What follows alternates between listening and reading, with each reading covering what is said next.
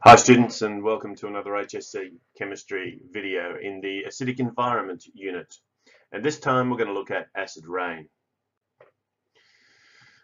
Now the important thing about acid rain is, I guess, just to contextualize it in some of what we've already been covering in class. And that's firstly that rain tends to always be slightly acidic anyway.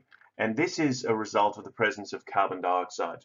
And we've seen when carbon dioxide dissolves in water, it forms a weak acid, carbonic acid, which then ionizes to create hydrogen ions. This is an ionization that isn't a completion, so we will, I guess, have an equilibrium situation in a double arrow. But the important thing is that there are some hydrogen ions which increases the concentration and therefore decreases the pH for standard rainwater. But we don't tend to refer to that as acid rain.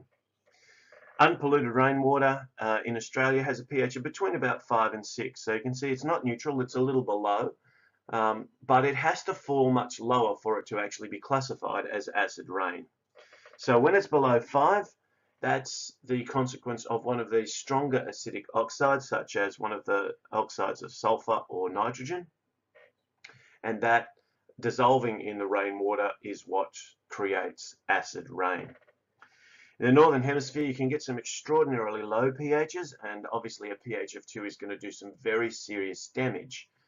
Usually sourced back to an oxide of sulfur or nitrogen. It's important you have a couple of equations that you can write when you're looking at acid rain. So carbonic acid is the one that I just first talked about. The second one here is sulfuric acid. So it's when sulfur trioxide dissolves in water and forms sulfuric acid. And then, of course, the problem that we have with the nitrogen dioxide is it forms both nitric and nitrous acid. And if you don't include both of these products, then you won't be able to balance the equation. So just remember that one's a little bit trickier than the other two. When you're talking about acid rain, one of the most important things you have to do is talk about the consequences. And weather patterns being as they are, often the source of the acidic nature of the rain is not the site where that rain often falls. But where it does, there are some fairly significant consequences that it's important that you list whenever you're answering a question associated with formation and impact of acid rain.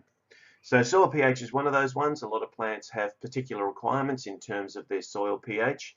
But in addition to that, there can also be a problem if the soil pH changes significantly for plants to absorb important nutrients like calcium and potassium. This change in the soil chemistry can also lead to the death of important microorganisms, particularly those ones that are nitrogen fixing and make nitrogen available for the plants. And also the release of normally insoluble ions like aluminium or mercury can actually be released into the soil water. So these ones which would form precipitates can actually dissolve in some of the highly acidic solutions, and therefore they can actually pass into the bodies of living organisms, and we know that that can be have quite detrimental effects. Even things like protective leaf waxes can also be lost from the surface of the leaves. And you can see here some weather patterns that are creating the source of the acid rain and then the impact which is occurring at some distance away. So these are some of the things that we're talking about in terms of the consequences of acid rain.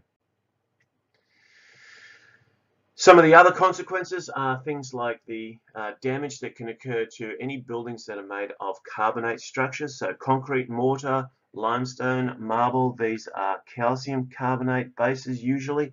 And whenever these react with acids, they will form a salt and water, an example of a neutralization reaction, and also carbon dioxide, you get bubbles occurring.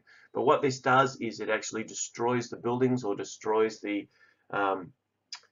statues and things like that, and it can cause very significant damage. If the water pH drops below 5, and that's going to depend on the size of the water body and how much acid rain is falling, then that can also lead to the death of certain types of aquatic organisms. And we also have some issues with smog and acid rain interacting with one another. We've talked about photochemical smog as a problem related to nitrous oxides and also the presence of ozone, and in combination with acid rain they can form a quite devastating combination. Thanks for watching.